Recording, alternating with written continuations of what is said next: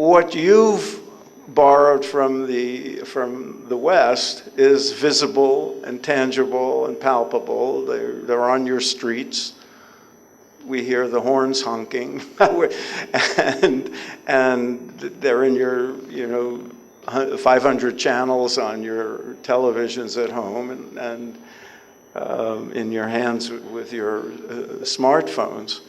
But what we've gotten from India, in turn, is much more subtle, barely visible to most people, because it's in the realm of ideas, and it's in the realm of the soul, it's in the realm of inner experience.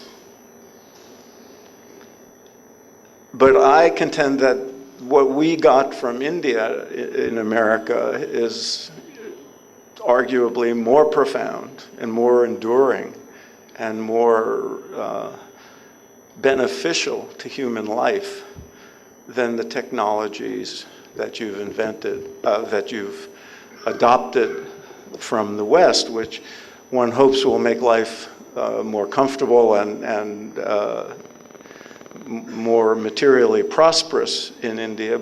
But what we've been adopting slowly and discreetly over the course of 200 years, and especially in an accelerated and remarkably powerful and broad way since for the last 40 years, since the upheaval of the 1960s, has radically transformed American life. Not just individuals like me who adopted yogic practices and philosophical perspectives from India as young bohemians and hippies and avant-garde people, not just the intellectual elite who are philosophically inclined, but ordinary Americans, average people. There's been a remarkable shift.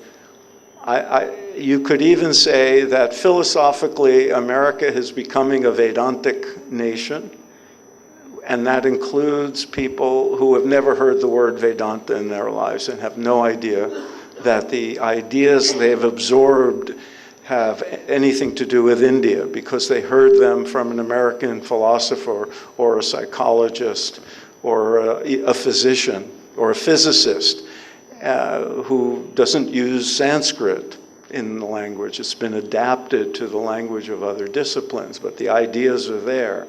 And in their spiritual practices, how they view their own inner spiritual lives, America is becoming a nation of yogis. And that includes millions of people who will never do an asana in their lives and can barely touch their knees, let alone their toes, but they're not yogis in that way. They're yogis in the deeper way, in the more profound way, in that they recognize that their spiritual goal is to achieve union, the yogic union that is the essence of yoga. And they recognize that, but they don't use yoga language. They don't use Sanskrit. They use the language that was taught to them by spiritual teachers or Oprah Winfrey or wherever they get it. The teachings have entered the soil of America and sprouted a zillion trees and plants that people feed on.